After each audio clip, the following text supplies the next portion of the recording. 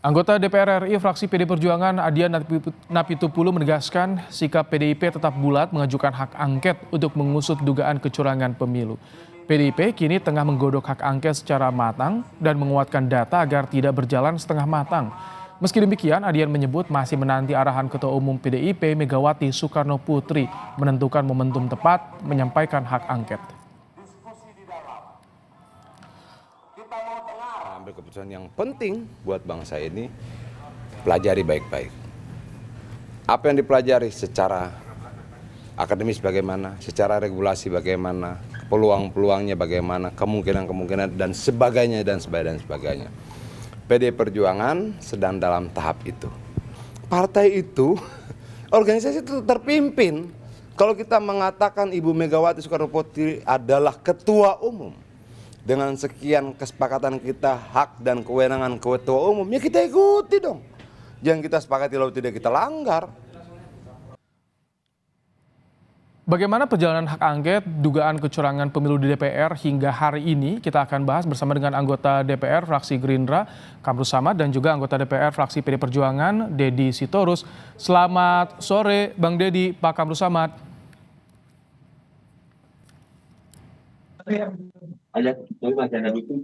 Selamat sore Bang Dedi, Pak Kamru Samad. Ya, selamat sore. Baik, Bang Dedi, ini kan KPU sudah akan mengumumkan hasil pemilu. Kapan instruksi dari Bu Mega soal hak angket ini kira-kira akan disampaikan? Kalau di internal fraksi PDIP bagaimana? Solid nggak sih saat ini, Bang Dedi? Ya, namanya PDI Perjuangan itu kan tadi seperti yang Anda dengar sendiri, kita adalah sebuah organisasi yang terpimpin gitu. Tidak saja terpimpin oleh orang, tapi juga terpimpin oleh ide gitu ya.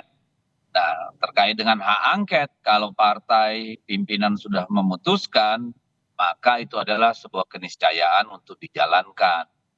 Jadi kalau ditanya apakah solid atau tidak, biasanya dan seharusnya ya harus dijalankan, nggak ada istilah solid nggak solid, sama seperti ketika misalnya Ibu Mega dengan hak prerogatif yang diberikan oleh kader-kader PDI Perjuangan memutuskan Pak Ganjar calon presiden, ya semua harus ikut. Kira-kira seperti itu.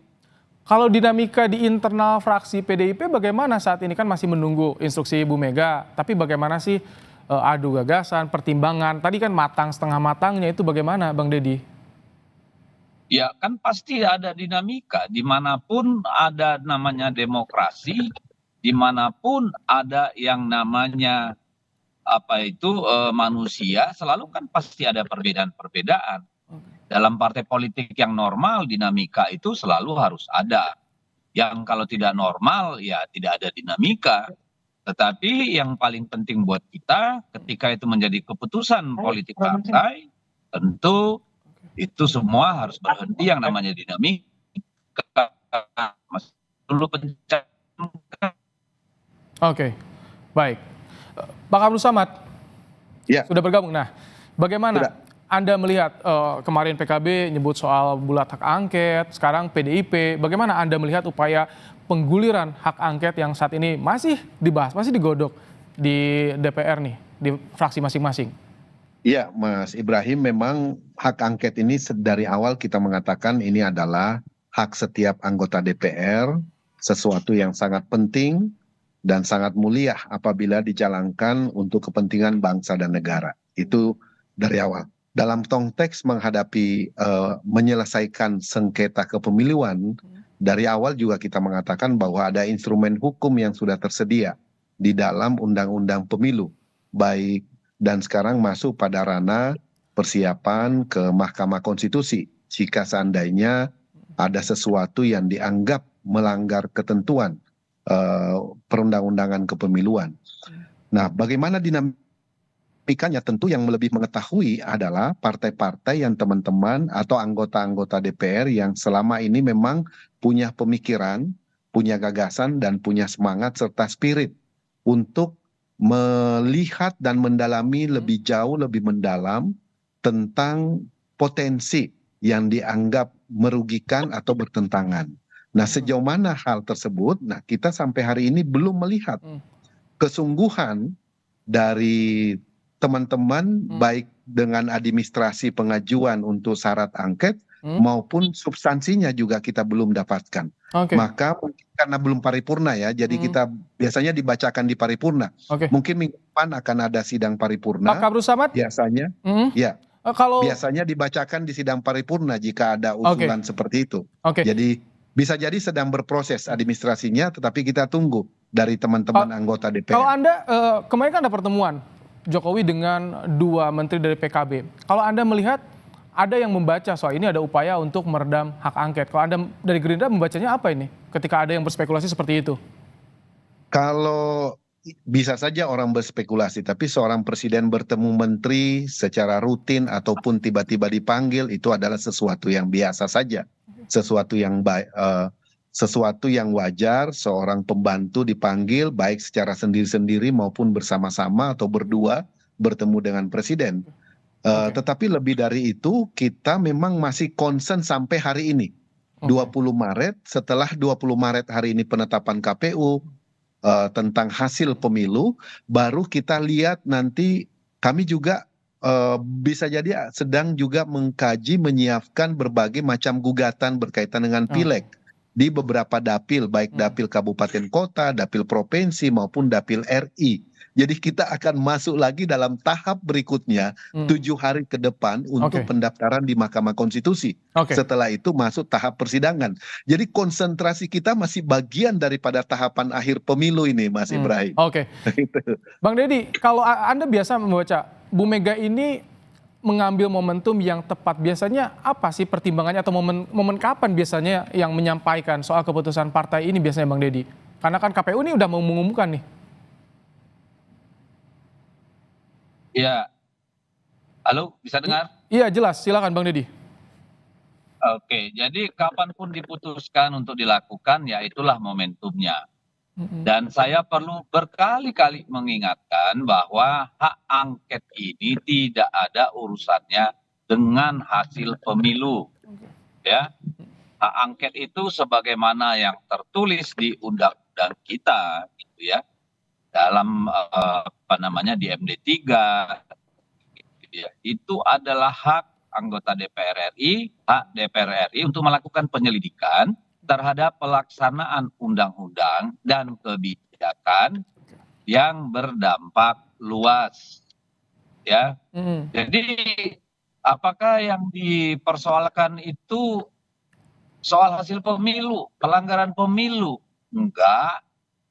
Yang kita persoalkan ada banyak undang-undang yang kita tengarai memang berkorelasi dan berpotensi melanggar. Misalnya soal bansos. Hari ini kan viral itu. Bagaimana Kementerian Sosial yang punya undang-undang tentang bansos tidak tahu menahu, tidak dilibatkan dalam penyaluran bansos. Padahal bansos itu ada regulasinya, ada Kepres, ada Perpres, ada Kepmen, ya, ada undang-undang. Itu kan sudah soal. Lalu misalnya soal bagaimana dana waktu dan anggarannya. Ya. Itu kan melanggar undang. Itu yang akan masuk dalam pembahasan hak angketnya nanti ya Bang Deddy ya.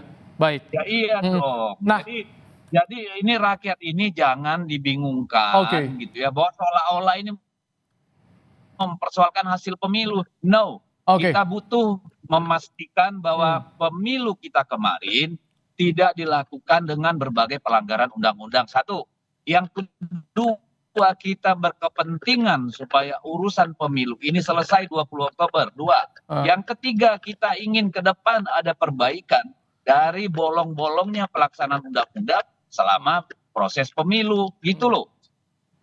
Pak Kabru Samad, kalau misalkan tadi ada beberapa hal yang dirincikan oleh Bang Deddy soal bansos terutama, capres Anda kan tentu diduga menjadi yang diuntungkan dengan adanya kebijakan tadi yang dipersoalkan. Bagaimana tanggapan Anda? Apakah gulirnya hak angket ini juga bisa mengganggu soal legitimasi jalannya pemilu atau bagaimana menurut Anda nih? Jadi pertama kali hak angket ini muncul itu berasal dari mulut seorang calon presiden 10 hari setelah pencoblosan. Tepatnya pada tanggal 23 Februari.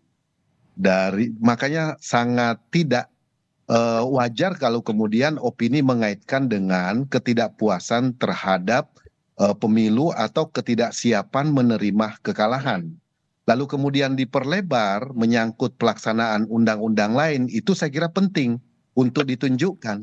Nah, kita tunggu saja, Mas, sejauh mana, apa dampaknya, pasal mana, undang-undang mana yang dilanggar, pasal mana berkaitan dengan apa. Karena pelaksanaan bansos sebetulnya adalah sesuatu yang memang sudah dianggarkan oleh pemerintah. Ya, dianggarkan oleh pemerintah, timetable-nya ada, pelaksanaannya ada, penyalurannya melalui pemerintah, Oke. bukan melalui calon presiden ataupun melalui partai politik. Jadi tidak ada yang kita lihat di mana calon peserta pemilu yang menyalurkan, tetapi yang menyalurkan adalah unsur pemerintah. Di dalam pemerintah Oke. itu sendiri ada teman-teman dari partai yang sekarang kebetulan berbeda, misalnya dengan pemerintah atau Oke. berbeda atau punya gagasan untuk mengajukan angket seperti Oke, PKB, PDI Perjuangan, kami tangkap ya. PKS dan seterusnya. Jadi Alurnya di dalam, sudah ada ya, kecuali sudah jelas. PKS ya, tidak ada dalam Ah. pemerintah. Bang Deddy, Iya. tanggapan Anda tadi soal bansos, alurnya sudah jelas, timetable-nya sudah ada, tak lewat capres. Kalau sudah jelas ya nggak usah khawatir.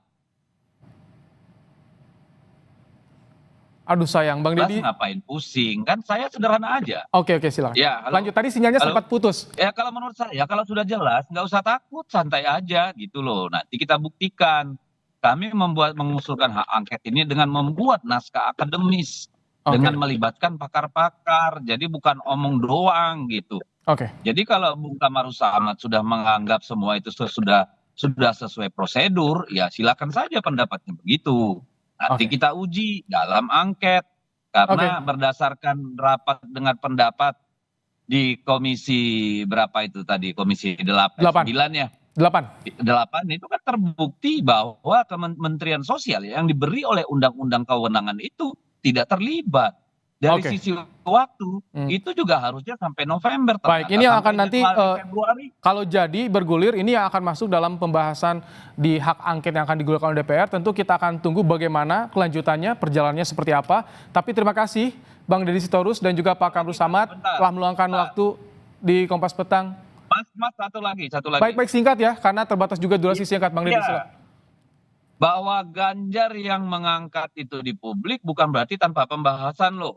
Oke. Jadi itu bukan individu, ini adalah urusan ya. Bahwa beliau yang paham, mereka dia bicara itu oke. Tapi jangan dikira partai ini disetir orang per orang. Kita berjalan di rel konstitusi. Oke, kita tangkap. Sudah ada sampaikan tadi pernyataan dan jawaban dari pernyataan Pak Kamarus Samad. Terima kasih ya Bang Deddy, Pak Kamarus Samad telah meluangkan waktu di Kompas Petang sore hari ini.